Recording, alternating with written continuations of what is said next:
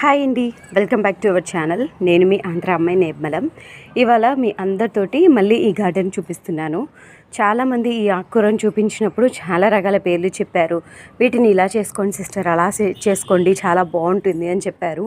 కానీ ఇప్పుడు చూసారా ఈ గార్డెన్లో ఆకుకూర ఎలా పెరిగిపోయిందో.